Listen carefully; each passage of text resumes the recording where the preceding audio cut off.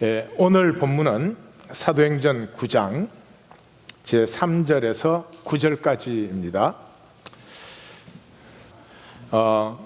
질문을 하나 드리겠습니다. 이 세상에서 절대로 멈추지 않는 것이 있습니다. 무엇이겠습니까? 시간. 시간 우리 의식의 허상인데 우리 의식 속에서는 안 멈추죠. 절대로 멈추지 않는 것이 있습니다. 뭐라고 대답했는지 알 수가 없지. 그렇지만 답은 욕망입니다.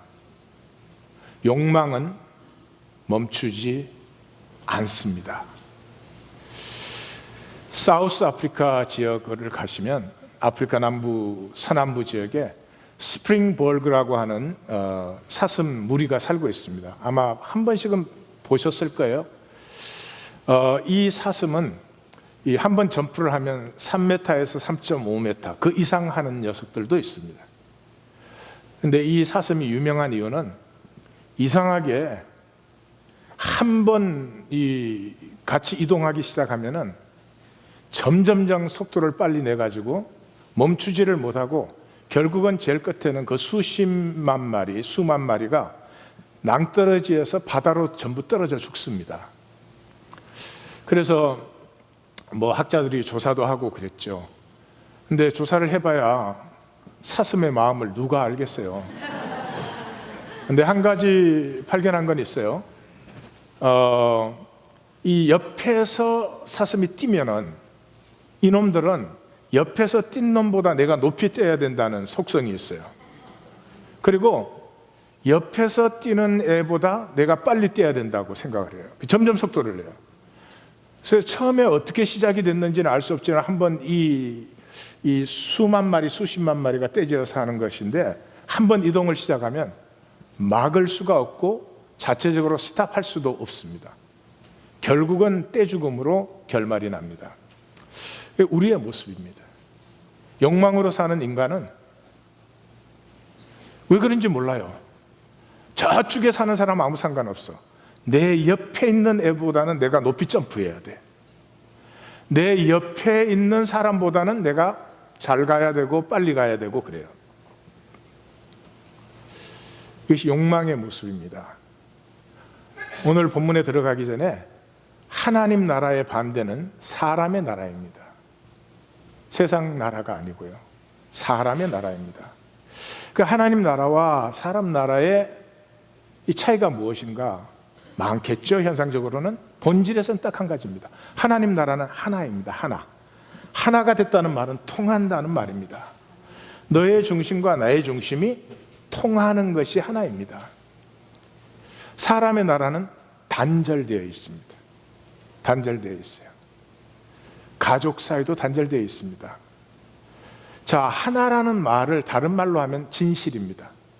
중심과 중심이 통하는 게 진실입니다. 옳은 말을 하는 게 아니고 바른 말을 하는 게 아니고 맞는 말을 하는 게 아니고요. 중심이 통할 때가 진실이 통할 때예요. 그리고 진실은 영원해요. 단절된 세계는 모든 것이 거짓입니다. 너와 나 사이가 단절되어 있다는 말은 내가 행동은 이렇게 해도 내 속은 다를 수 있는 것이고 내가 표정은 이렇게 짓고 말은 이렇게 해도 내 속 생각은 전혀 아닐 수도 있고 그런 것이죠. 거짓은 일시적이죠. 쓰러지는 것이 특징입니다. 이 사람의 나라 중심이 욕망입니다. 욕망이라고 하는 것은 내 존재의 본질에서 단절되어 있는 것입니다. 내게서 피어나는 것이 아닙니다. 내게서 피어나는 것은 소망이라고 하는 것입니다. 그것은 반드시 이루어지는 것입니다. 이따 본문에서 보실 것입니다. 욕망은 이루어지지 않습니다. 본질과 단절되어 있는 현상이요. 파도, 바람결 같은 파문입니다. 그래서 욕망은 절대로 충족되지 않습니다. 인류 역사에 한 번이라도 내 모든 욕망이 충족되었다 그런 건 없어요. 또 부분적으로 일시적으로 충족이 되지만 절대로 충족감을 누리지 못합니다. 충족되는 순간에 더 충족, 이렇게. 이것을 중독이라고 합니다. 욕망은 중독입니다. 스프링버거와 같이 모두가 욕망으로 달리고 있기 때문에 이 사람의 나라에는 스탑이 없습니다. 멈춤이 없어요.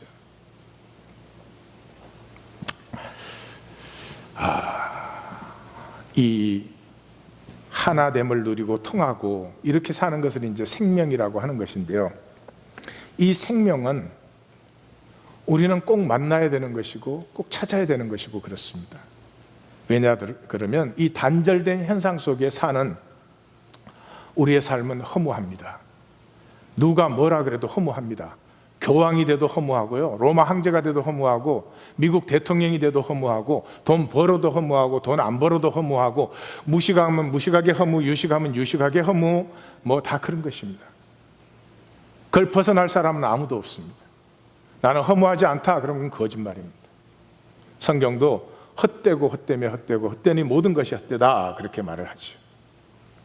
이 허무를 초월할 수 있는 것, 이 허무와 싸울 수 있는 유일한 것이 생명입니다.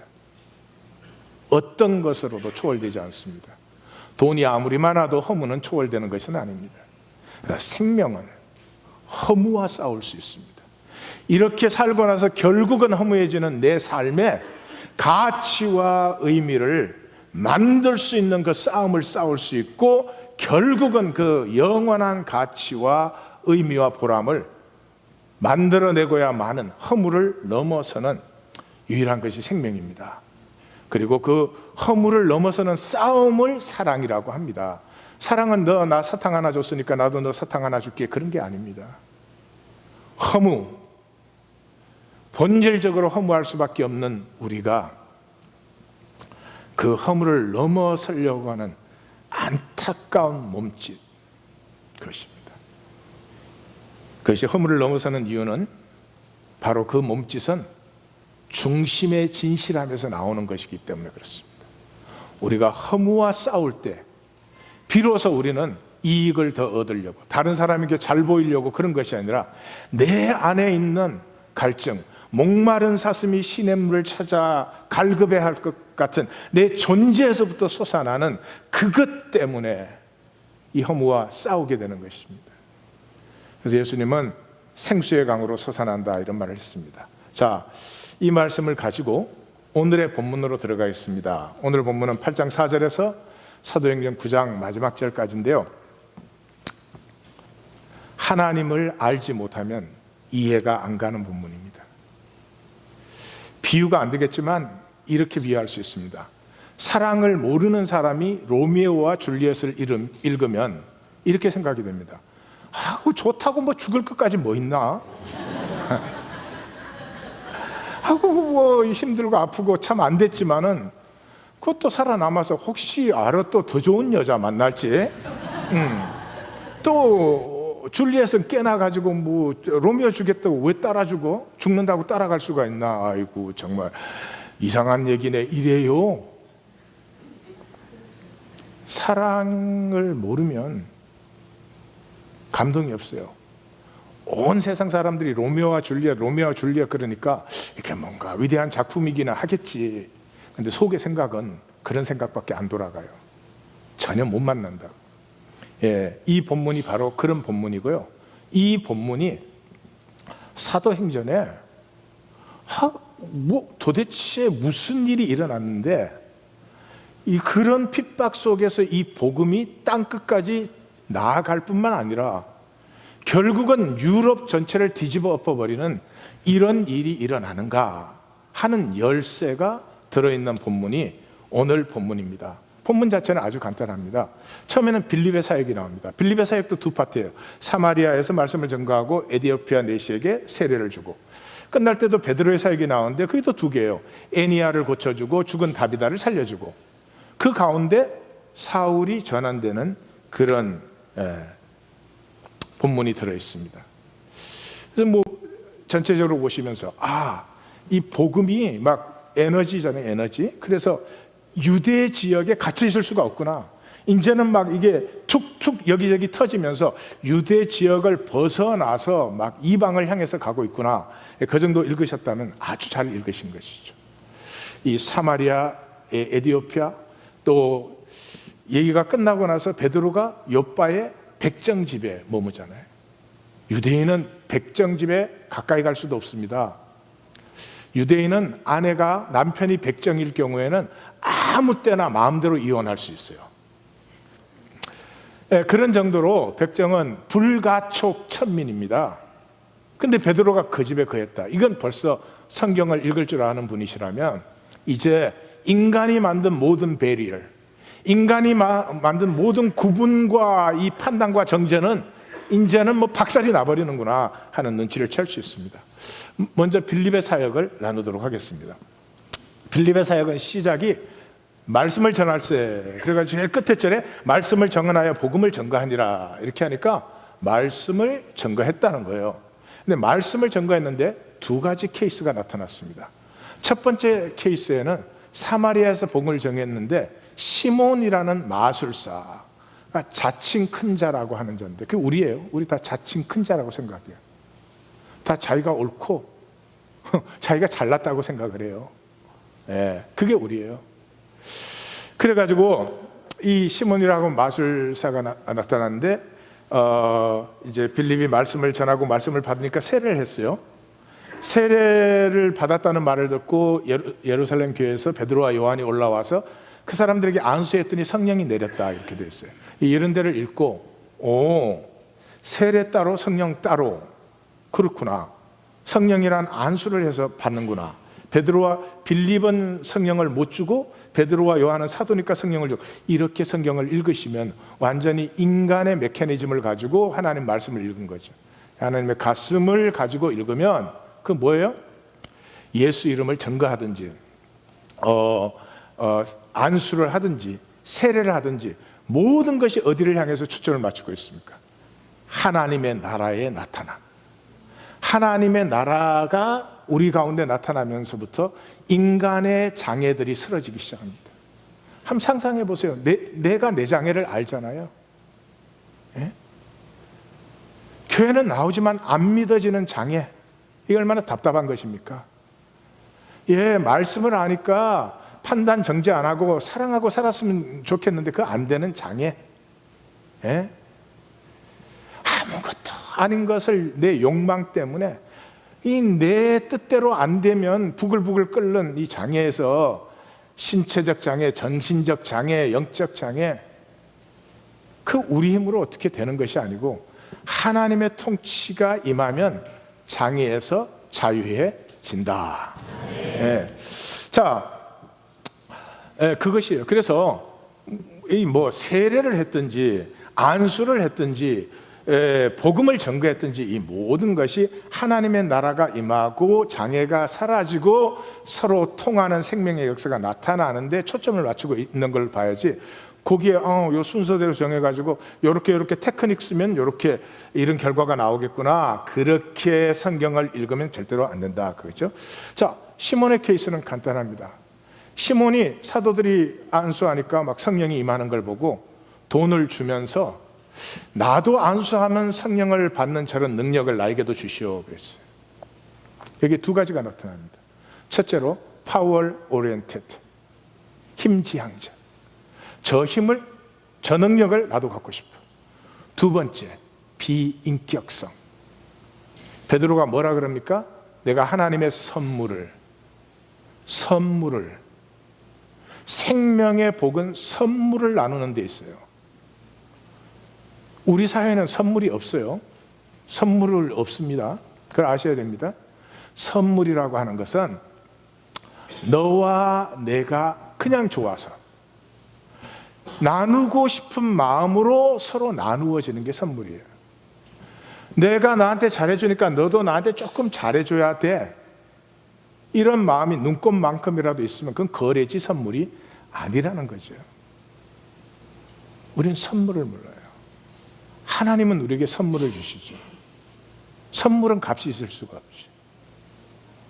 그걸 또 우리는 또 그걸 이렇게 생각을 하면 공짜구나 이렇게 생각해요. 공짜가 아니에요. 대가를 치를 수가 없는 것을 기쁨으로 나누어 주는 것이죠. 그걸 돈을 주고 살려고 했어요. 그래서 이 힘지향적, 그 다음에 이 비인격적 삶, 이것이 우리의 삶의 특징입니다. 우리가 그렇게 살고 있습니다. 잘못 산다는 게 아니고요, 그렇게 사는 걸 정죄하는 게 아니고요, 세상 속의 육체로 사람 나라 속에 사는 나의 삶이 그러한 것이라는 것을 인정을 하실 수 있어야 되는 것이에요. 네. 그래서 이 도에는, 이게 그리스도인을 부르는 최초의 명칭이었습니다. 그래서 오늘 보면 그 도를 따르는 자를 잡아 결박하려고, 그 도를 따르는 자들, 이런 말이 나와요. 이게 그리스도인이라는 말은 이제 이방으로 나가서 안디옥 교회에서 얻은 명칭이고, 최초의 명칭은 도를 따르는 자. 옆에 분에게 말씀하세요. 내가 도사야. 네. 자, 이 도에는 관계도 분깃도 없다, 기억하십시오. 힘 중심적으로 비인격적으로 살아가시면, 살 때는 열심히 살고 그것 통해서 너보다 많이 가질 수도 있고 많이 챙길 수도 있고, 챙겨봐야 주로 그렇게 챙기는 건 째째한 것들이죠. 더 뭐 챙길 수도 있고 이러지만 결국은 생명의 것은 아무것도 못 누려요. 관계도 없고 분깃도 없어요. 이 반대되는 케이스가 나옵니다. 이디오피아 내시입니다. 이 이디오피아 내시의 강조점은 중심의 진실함입니다. 그래서 이 본문 전체에는 주님이 주권자라고 하는 게 계속 나옵니다. 주의 사자가 26절, 성령이 29절, 주의 영이 39절, 이렇게 해서 빌립은 그냥 하나님이 시키는 대로 하는 것이죠. 다시 말해서 이 에디오피아 내시는 하나님을 찾기를 원하는, 하나님을 알기를 원하는 마음이 하나님을 향하고 있습니다. 이런 중심이 있는 자를 하나님은 물불을 가리지 않고 찾아오시는 것을 보여주고 있습니다. 그래서 이 이디오피아 내시가 하나님의 말씀을 읽는 것을 보았어요. 그래서 깨닫느냐 물었어요. 그랬더니 인도하는 자가 없는데 어찌 깨닫겠느냐, 그러면서 내 리무진에 올라앉으라, 이렇게 했어요. 그 여왕의 국고를 맡은 내시의 이 리무진이니까 얼마나 좋겠어요. 그리고 또 스스로 물어요. 내가 묻노니 이게 도대체 누구를 가리키느냐, 세상에 어떻게 이런 사람이 있을 수 있겠느냐. 고난을 받되, 아무 죄와 불의 없이 고난을 받되 털 깎는 자 앞에 양처럼 잠잠하게 그것을 받아들이고, 그뿐만 아니라 수치를 당하고 불의한 재판에 넘겨졌음에도 불구하고 아무 말 없이 자기 생명을 내어준다는데 어떻게 이런 사람이 있을 수 있느냐. 이게 도대체 누구냐. 이건 인격성을 가졌을 때만 나오는 질문이에요. 인격성을 모르는 사람은 이게 뭐 바보지, 이런 사람이 있어, 성경이 뭐 이런 얘기를 적었을까, 이렇게 되죠. 절대로 그 가슴을 불의한 고난과 재판에 말없이 자기를 내어 맡겨주는 이 생명을 느낄 수도 알 수도 없고 질문은 나올 수 없죠. 그때 하나님이 빌립을 보내서 이것이 나사렛 예수라는 것을 풀어줍니다. 그걸 만났을 때 망설임이 없습니다. 내가 세례를 받으면 무슨 거리낌이 있는, 이게 이 사도 공동체 때 세례 문답입니다. 받는 사람이 묻는 거예요. 나 예수 믿습니다. 이제 예수가 그리스도임을 확신합니다. 내게 세례를 주십시오. 근데 내가 세례를 받아서 안 될 무엇이 있습니까? 라고 묻는 거죠. 주는 사람이 없으면 주는 거죠. 지금 기독교 세례는 어떻게 세례를 합니까? 성경의 세례를 보십시오. 전부 믿음은 그 자리에서 세례했습니다. 믿음의 증표니까요. 믿음의 공식적인 확이니까요. 우리는 세례 교육해요. 아니, 세례 교육해서 하는 세례가 진짜가 될 수 있겠습니까? 세례 교육을 왜 하는 겁니까? 안 믿으니까 세례 교육하는 거 아니에요. 그러니까 세례 교육 다 끝나면 이 세례 주는 사람이 물어요. 제사 받으신 것을 확신하십니까? 네. 근데 생각은 뭐 딴 거 하고 있어. 빨리 짜장면 먹으러 가야 되는데 뭐 이런 거. 예수님이 뭐 그리스도 예수님 믿습니까? 네. 그럼 세례를 줘요. 아니면 교육시켜 갖고 세례 이 멤버 확보하는 길은 그거밖에 사실은 없으니까 또 이해가 가요. 좋은데 그러면 그 교육기간 동안에 하나님 만나게 해줍니까? 무슨 하나님을 만나요? 말씀을 만납니까? 무슨 말씀을 만나요? 교리 교육하는 거죠. 교리 교육. 교리 교육도 미니멈. 그거 갖고 평생 신앙생활을 해요. 신앙생활이 되겠습니까? 자기 마음대로 하나님 믿어서 시몬처럼 좀 능력도 더 있었으면 좋겠고, 예? 뭐 내가 하나님 뜻에 맞게 살든 안 맞게 살든 하나님이 복만 좀 풍성하게 주셨으면 좋겠고, 비인격성, 그 시몬과 대조되는 한 사람 정말 찾았습니다. 이 세상 다 거짓인 걸 압니다. 성공할 만큼 성공했지만 이것 속에서 어떤 참된 기쁨도 보람도 없는 것을 이 사람은 압니다. 그 가운데 만난 한 삶의 간략한 묘사, 불의한 고난과 그 재판 속에서 기꺼이 자기를 내어줄 수 있는, 이게 가능한 일인가? 이건 과연 누구인가? 이 사람이 그렇게 한 것은 도대체 무엇 때문에 한 것일까? 이 질문 속에, 이런 질문이 있는 심령을 하나님은 물불을 가지지 않고 찾아오시죠. 난데없이 빌립을 저 가사 가는 광야길로, 그것도 정오에, 뜨거운 정오에 누가 광야길로 갑니까? 그리로 보내셔서 만나게 하시는 거죠. 우리 성도님들도 종교생활은 끝내고, 그동안 많이 하셨으니까 종교생활은 중요합니다. 있어야 되는 것입니다. 그러나 종교생활은 끝내시고 꼭 하나님 인격을, 말씀을 만나십시오. 만나셔야 됩니다. 자, 그러면 사울의 전한 얘기로 들어가겠습니다. 1막에서는 이제 사울이 위협과 살기가 등등해가지고 교회라고 하는 것은 아주 완전히 박살을 내기로 결정을 해가지고 공문을 가지고 그 도를 따르는 사람 또 나왔죠. 그 도를 따르는 사람들을 남녀 막론하고 결박하여 잡아오려 함이라. 이 참 잔혹한 일입니다. 그 당시에는 잡으면 남자를 잡았지 여자나 아이들까지 잡지는 않았습니다. 참 잔인한 일을 하는 거죠. 여기에서 보시면 이미 사마리아는 회피하는 백성이잖아요. 에디오피아는 흑인들, 땅끝의 백성이잖아요. 갈수록 점점 드라마틱해지는 거죠. 이제는 원수가 돌아오는 그런 역사를 하는 것이죠. 핵심은 2막에 있습니다. 2막에 있는데 이 2막의 시작이 그렇습니다. 호련히 하늘로부터 빛이. 그러니까 구약을 모르면 여기서부터 이제 뭐 전혀 의미가 없어집니다. 구약에서 빛이라는 건 항상 하나님의 영광입니다. 카보드라고 하는 단어입니다. 카보드는 영광이라는 말인데 능력, 권세, 권능 등 여러 가지로 번역된 그런 단어입니다.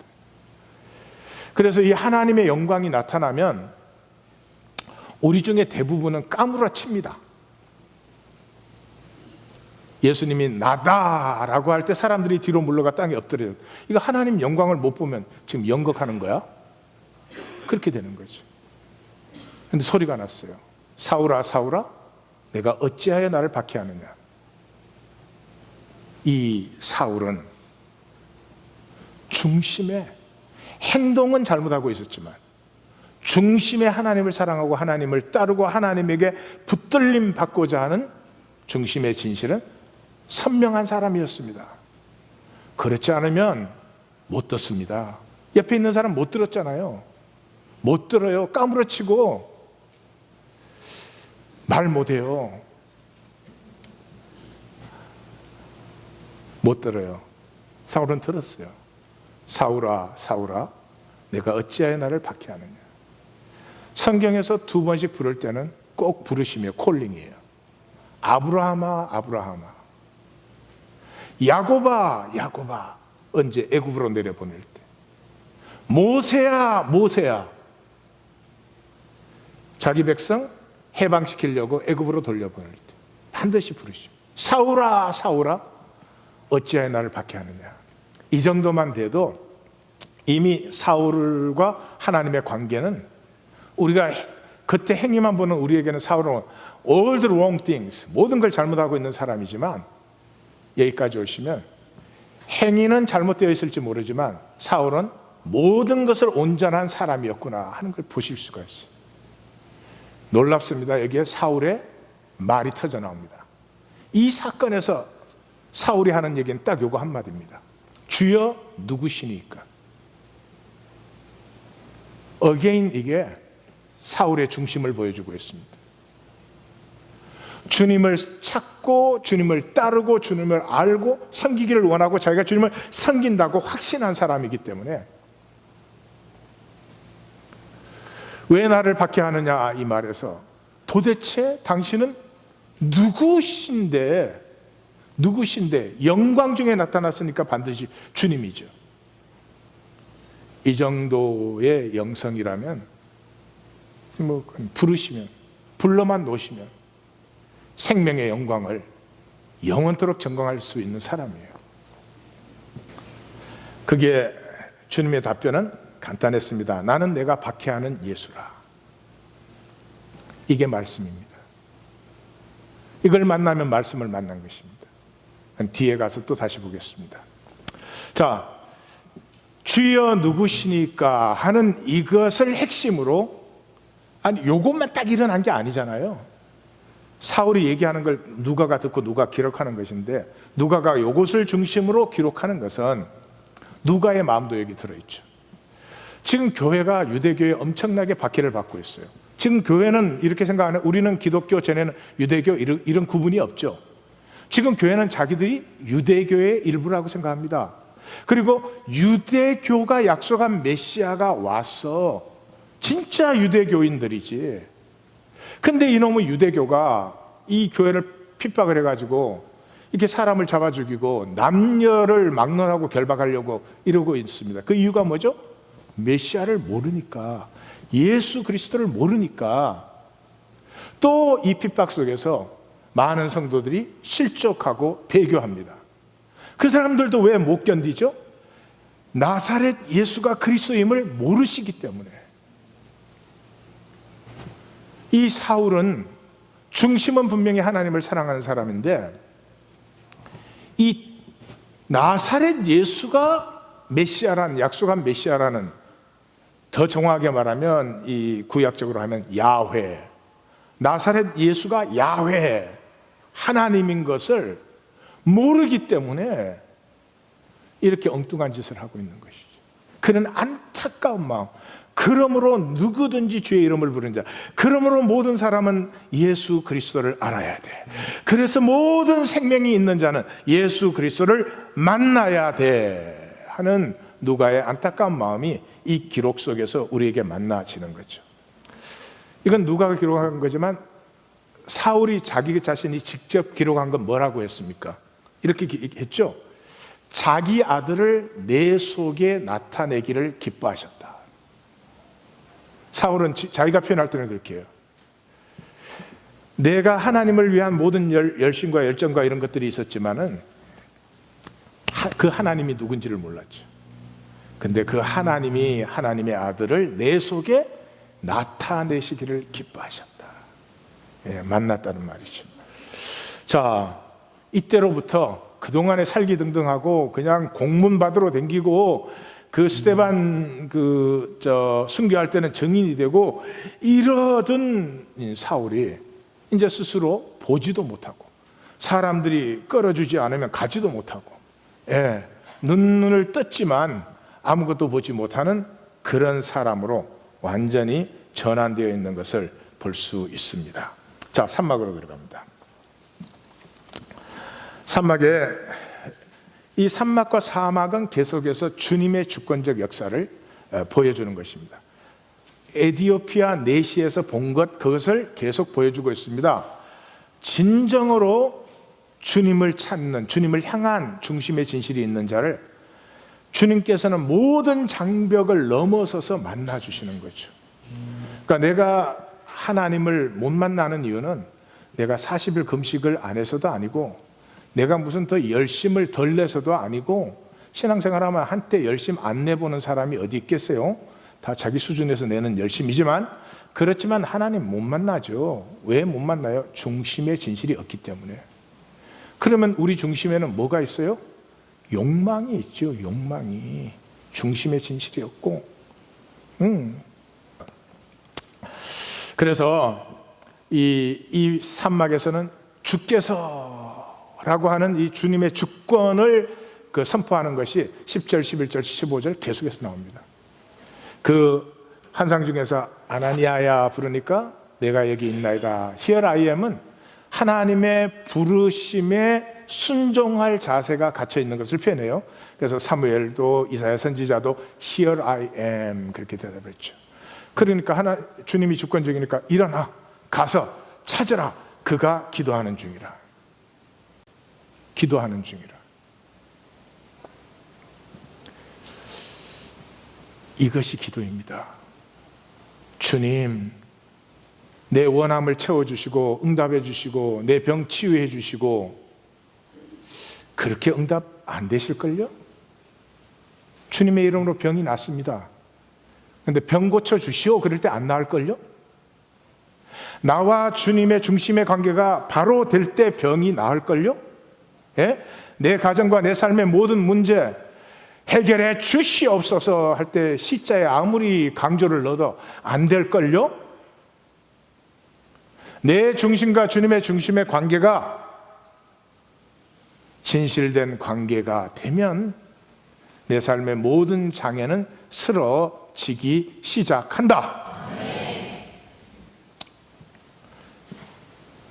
이때 기도는 뭘 주시옵소서 그런 게 아닙니다.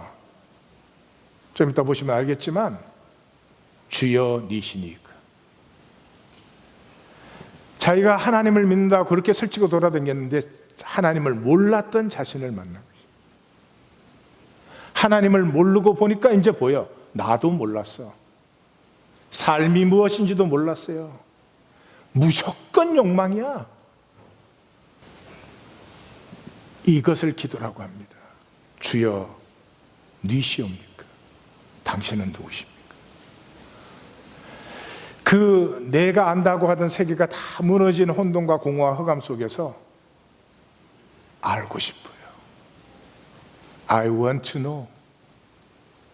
나는 왜 이 자리에 이 모습으로 있는 것인지, 왜 이렇게 거짓된 삶을 열심히 살고 있는 것인지, 저녁이면 저녁마다 허무해하면서 무슨 큰 낙을 보자고 날이 밝기 바쁘게 또 달리기를 시작하는 건지 이제는 알고 싶어요. Before I take another step, I want to know. Before I live one more day, I want to know. 알아야 되겠어요. 주님이 허무한 몸짓을 또 반복하라고 하지 마세요. 주님 알려주세요. 누구시옵나이까? 아나니아가 펄쩍 뛰죠. 주의 성도들에게 해를 끼치고 결박할 권세까지 했는데 주님이 아니야, 가라. 택한 나의 그릇이야. 무엇을 위해서 택했어요? 내 이름을 위해서, 고난을 받기 위해서. 기독교가 제일 모르는 게 고난 아니에요. 고난 그럼 고생인 줄 알아요. 아니요, 고난이 생명이에요. 고난이 생명입니다. 생명으로 사는 사람 반드시 고난을 향합니다. 예? 예, 산을 타는 사람이면 에베레스트를 가고 싶어 하게 되어 있습니다. 예, 축구를 잘하는 사람이면 월드컵에 나가보고 싶죠.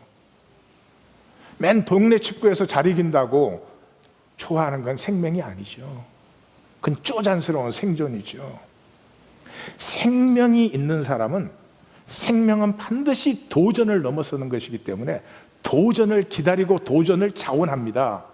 이걸 다른 말로 하면 나의 싸워야 될 싸움과 내가 달려갈 길과 내가 지켜야 될 믿음을 이제는 만났다는 것입니다. 저는 아이가 셋인데 셋 다 남자 아이예요. 하나는 남자, 하나는 사내, 하나는 아들. 그래서 뭐 목매달이래. 그것도 그냥 목매달이 아니고 길에서 노상 목매달. 사내 아이들이 있기 때문에 아이들이 사춘기에 딱 들어설 때 같이 시간을 내서 잠깐 공원에 나간 녀석도 있고 하루 종일 나와 같이 한 녀석도 있고, 그때 뭐 제가 이제 얘기해 줍니다. 아빠는 이런 사람이었고, 아빠 엄마는 이런 사람이고, 할머니 할아버지죠. 또 아빠 형제는 이렇고 그렇고 맨날 못 살게 굴던 누나가 하나 있었다 뭐 이러면서 그리고 또 할아버지네는 또 뭐 이런 가정이었고, 할머니네는 이런 가정이었고, 그래서 양쪽 집안 다 회를 좋아해서 그래서 아빠가 회를 좋아하는 거다 뭐 이런 얘기도 해주고, 그래서 앞으로 돈 벌면 회를 많이 사주게 그런 얘기도 해주고 이제 해서, 근데 아빠는 뭐 이렇게 태어나가지고 이런 일들을 겪어가지고 하여튼 갯돈을 못 갚는 바람에 미국으로 왔댄다.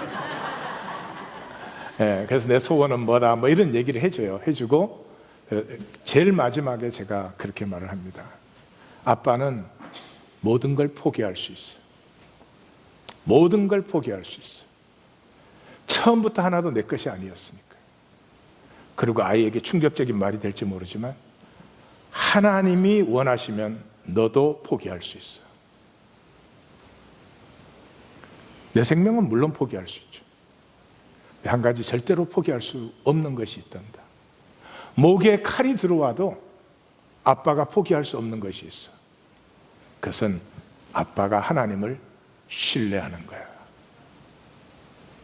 그것은 포기할 수가 없어. 아이들이 목회한다고 해준 게 아무것도 없어요. 그 흔한 학원 한번 제대로 보내지 못했습니다. 근데 이번에 막내를 만나서도 느끼는 것은 참 잘 자랐다. 내 전화기 때는 생각해 볼 수 없을 정도로 건강하고 가치관이 뚜렷하고,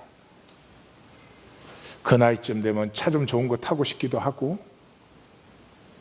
그런 것에 일제 관심이 없어요.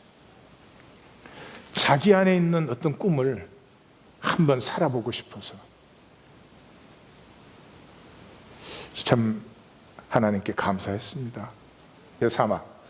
사막에서도 이 사울의 이제 전환되는 모습이 나타나는데, 여기도 주님의 주권이에요. 아나니아에게 떠나 들어가서 안수해라. 그러니까 아나니아가 형제 사울아 그래요. 이게 쉽지 않습니다.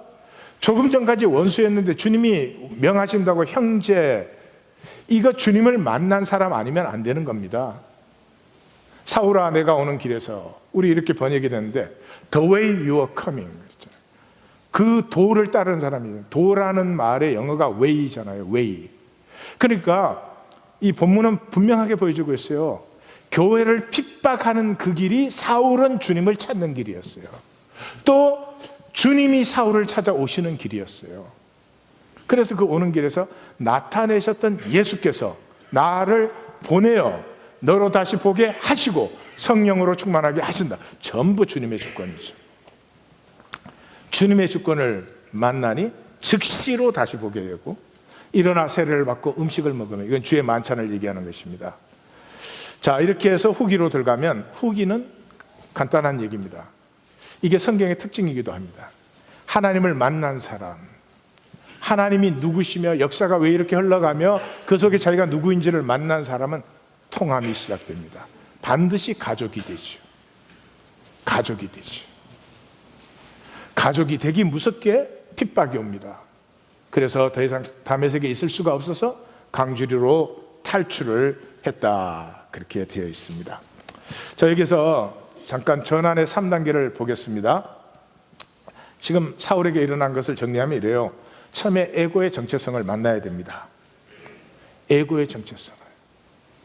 허무한 욕망, 절대로 채워지지 않는 욕망 때문에 멈출 줄도 모르고 달리는, 멈추지 않으면 보이지 않아요. 멈추지 않으면 보이지 않습니다. 들리지 않습니다. 멈추지 않으면 아내가 옆에 있는데 아내 안 보여요. 남편이 옆에 있는데 남편이 안 보여요. 멈추지 못하는 목회자는 성도가 안 보여요. 자기 성공만 보이지.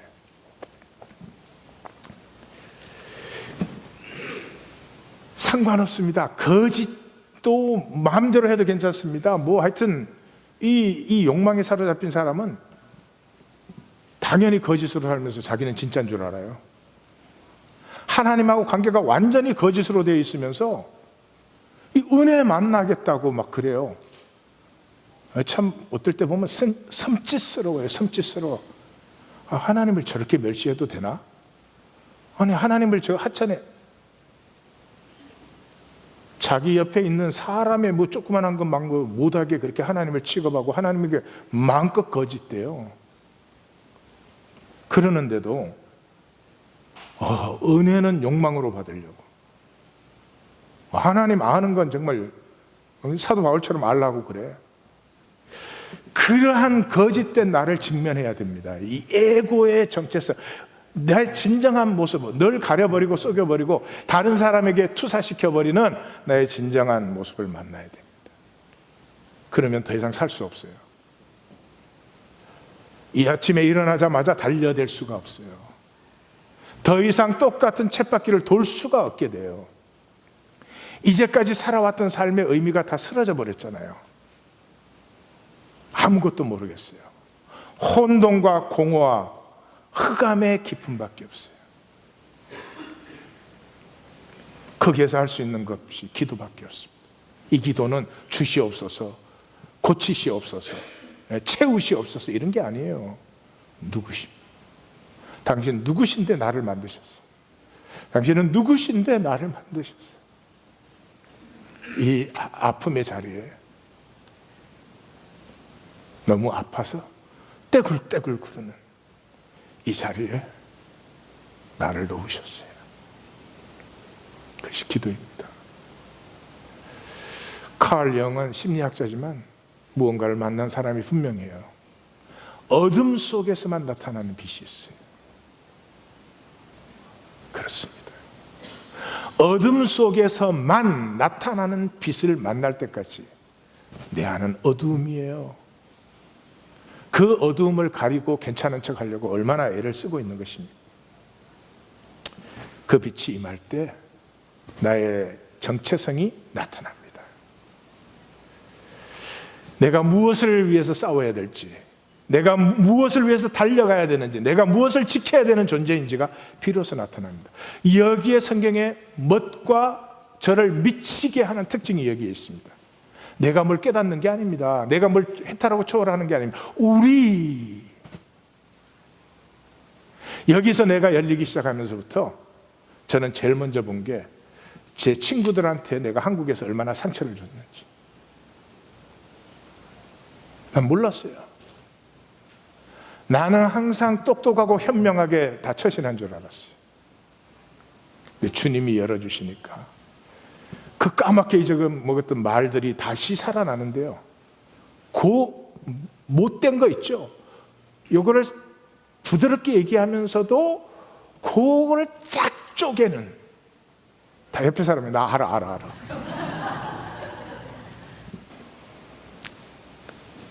너가 보여요. 이용만 하려고 했지 얼마나 소중한지, 얼마나 아름다운지 몰랐던 거예요. 그 우리 안에서 봄이 열리고 교통함이 일어나죠. 제일 끝부분은 베드로의 사역입니다. 베드로의 사역은 지도를 좀 해주세요. 예루살렘에서 거의 정서쪽으로 가면 욥바라는 항구가 나옵니다. 이 욥바 항구는 이 서쪽 해안의 중간 부분에 있습니다. 그래서 가알멜산과 중간 부분쯤에 가이사라가 있어요. 고넬료는 가이사라, 로마 군대가 가이사라에 주되어 있기 때문에 다음 주 본문은 욥바에서 가이사라로 올라가서 고넬료와의 사건의 얘기 나옵니다. 그런데 예루살렘에서 오다 보면 하룻길을 오면 루따라고 하는 도시가 나옵니다. 이 루따에 있는 애니아라고 하는 사람이 8년째 중풍으로 누워있는데 고쳐주는 것이고요. 거기서 17km를 가면 욥바가 있습니다. 요파에서 이제 가이사라만큼 내려가면 아스돗이 있고, 아스돗에서 조금 그 정도 내려가면 아스골론이 있고, 아스골론에서 조금 더 내려가면 마지막 항구인 가사, 그 길을 요즘은 가자지구라고 하는 것입니다. 예, 그래서 이제 베드로가 지금 어떻게 움직이는구나 하는 것을 좀 볼 수가 있죠. 이 에니야와 다비다를 살리는 사건도 역시 빌립에게 두 사건을 통해서 대조적인 것을 보여주듯이 에니야와 다비다를 살려주는 사건을 통해서도 대조적인 것을 보여줍니다. 시간이 가서 간단히 끝내겠습니다. 에니야는 이 성경 말씀 그렇게 베드로가 두루 다니다가 go here and there 그러다가 루다, 지금은 루드, LUDD라고 불리는 도시예요. 루다에 도착했을 때 에니야라고 하는 사람을 만났으니, 에니야라고 하는 사람을 그러니까 개인적으로 아는 사람이에요, 모르는 사람이에요? 전혀 모르는 사람이에요. 그냥 병자가 거기 있어요. 그래서 이 장애는 지금 이제 베드로와 요한은 장애를 받다 그러면 뭐 하죠? 하나님의 통치를 선포해요. 그래서 하나님의 그리스도의 주권, 예수 그리스도께서, 내가 너를 낳기를 원하는 게 예수 그리스도께서 너를 낳게 하시니 일어나 내 자리를 정돈하라 그랬더니 다 나아갔고 그 사람 때문에 많은 사람이 주를 믿었다, 이런 얘기죠. 그 다음에 다비다를 살리는 일은, 다비다는 시작에서 여제자라고 나와요. 성경에서 제자가 여성형으로 나오는 건 여기 한 군데뿐입니다. 선행과 구제가 심히 많더니, 이 말은 이 다비다는 히브리어고 도르가는 헬라어인데요, 이 사람은 자기 재산도 많이 있었지만은 그것으로 많은 이 고아와 과부를 돌보니까 이 지역에 있던 그리스도인들이 이리로 또 물질을 같이 모아서 이젠 그게 사역센터가 된 거예요. 사역자죠. 근데 그 다비다가 죽었어요. 그래서 시체를 씻어서 다락에 누였다. 유대인은 그 장례를 지내기 전에 시체를 씻습니다. 대개 당일날 장례를 해요. 근데 다비다는 당일날 장례를 하지 않고 베드로가 17km 떨어진 데 있으니까 와달라고 간청을 했습니다. 베드로가 도착하니까 그 모든 과부들이 속옷과 겉옷을, 그때 속옷은 이렇게 몸에 딱 붙게 만든 하나로 된 옷이고요, 겉옷은 되게 사각형입니다. 그래서 낮에는 입고 밤에는 덮고 그래요. 되게 속옷을 입을 정도면 그래도 먹고 살만한 것입니다. 가난한 사람은 속옷을 입지 못했습니다. 근데 이 올 때 갈 데 없는 과부들이 다 속옷을 입었어요. 누가 속옷을 만들었을까요? 1. 이학권 성도, 2. 궁정한 성도, 3. 다비다. 빨리 답해야 빨리 끝나요. 다비다가 다 만들어준 거죠. 그걸 보인다는 거죠. 그러니까 얼마나 우리를 이렇게 잘 돌보아 주었는데 죽었다, 그런 거죠. 근데 여기서는 베드로가 주님께서 너를 살아나게 하신다 이렇게 선포하지 않고요, 어떻게 했어요? 사람을 다 보내고, 이 주님한테 배운 거겠죠? 야이로 딸 그 살릴 때 이렇게 사람 보낸 다음에 하잖아요. 무릎을 꿇고 기도했어요. 그러니까 여기에는 객관적으로 하나님의 통치를 선포하는 게 아니라, 하나님께서 다비다를 부르셨지만은 하나님 할 수만 있거든 이 다비다를 꼭 좀 살려주세요 라고 하는 베드로의 간청이 들어있죠. 무엇을 보십니까? 하나님의 나라. 에니야의 경우에는 하나님의 나라가 선포되었습니다. 다비다의 경우에는 사람 나라의 간절함, 그것을 하나님이 받으시는 거죠. 조금 어려운 말이 될지 모르겠습니다만 이런 말입니다. 이 사계절은 서로가 서로를 밀쳐냅니다. 여름이 봄을 밀쳐내지 못했으면 여름이 이렇게 도래하지 않을 것입니다. 그럼에도 불구하고 끝까지 밀쳐내면 사계절이라는 게 없죠. 밀려주지만 서로가 만나는 자리에 서로가 밀고 들어올 수 있는 허용이 있음으로 말미암아 대립되는 모든 것이 조화를 이루어 나갑니다. 그게 생명의 역사입니다. 우리의 세포는 지금도 죽고 있습니다. 안 죽고 있으면 못 삽니다. 근데 욕망은 어떻게 해요? 욕망은 죽으면 돼요, 안 돼요? 절대로 안 돼요. 절대로 안 돼요. 다른 사람 앞에 눈꼽만한 자존심도 죽어서는 안 돼요. 그래서 죽어 있는 거예요. 이 하나님의 나라와 사람의 나라라고 시작을 했죠. 서로 대치되는 것이죠. 대립하는 것이죠. 하나님의 역사는 대치되니까 사람의 나라는 다 버려라 이런 것이 아닙니다. 하나님과 사람의 나라가 만날 때 하나님의 쪽에 포용의 공간이 있습니다. 허용의 공간이 있습니다. 그 공간에 들어서는 자를 만나주시고 그 가슴을 통해서 자기의 역사를 이루시는 아주 고차원적인 신앙을 여기 우리에게 보여주고 있는 것입니다. 하나님의 허용 공간에 들어오십시오. 하나님의 허용 공간이 무엇입니까? 진실입니다. 내 욕심만으로 믿어지지 않습니다. 내 욕심만으로 하나님 체험되지 않습니다. 욕심을 내려놓으시고, 그렇죠? 우린 끝까지 욕심의 사람들이에요. 착각은 하지 마십시오. 그러나 하나님이 밀려나가 주실 때는 침입하는 용기도 있어야 되고, 또 하나님이 밀고 들어오실 때는 내 쪽에서 비우는 지혜도 있어야 된다.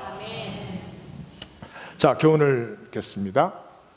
1번, 인류 역사는 종교와 정치가 정오와 폭력과 살인을 정당화하는 대표적 인간 시스템임을 보여주고 있습니다. 종교와 정치 두 가지입니다. 인간의 정오와 폭력과 이 살인을 정당화해주는 두 개의 인스티튜션입니다. 그걸 없애버리는 게 하나님의 역사가 아니고요.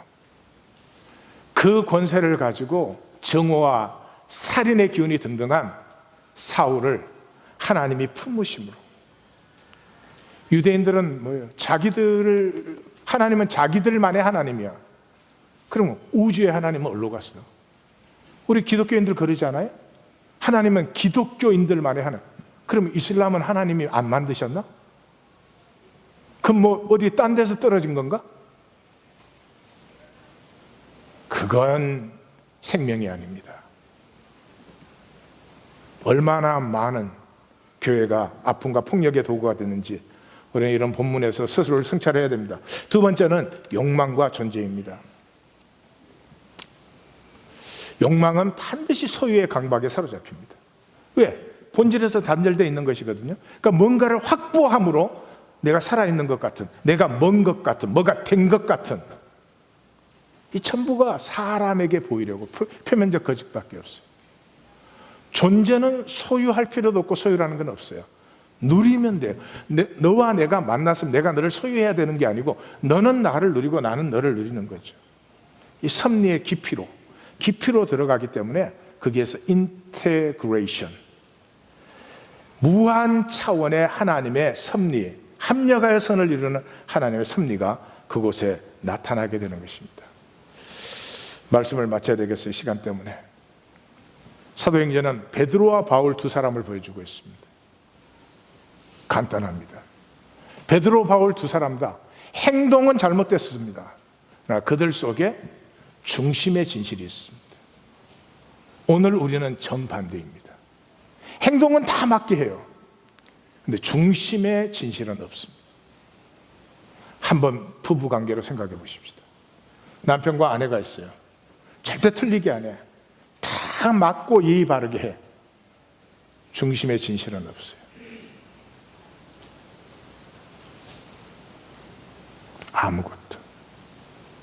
아무것도 피어날 수가 없습니다. 종교 안에 잘 오셨습니다. 종교가 없으면 하나님 만날 수 없죠. 그러나 이제는 종교를 넘어서야 됩니다. 열쇠가 무엇입니까? 중심의 진실입니다. 성도님들, 욕망은 괴롭게 합니다. 너무너무 우리를 괴롭게 합니다. 이 세상을 보십시오. 얼마나 괴로워하는지. 욕망을 내려놓고 중심의 진실을 회복받았다고요? 하나님이 굶어 죽게 하는 것도 아니고, 하나님이 지금보다 못되게 하는 것도 아니고, 훨씬 더 영광스럽게 합니다. 그러나 멈출 수 없는 이 욕망의 거짓 때문에 우리는 그 쳇바퀴 돌기를 계속하는 것입니다.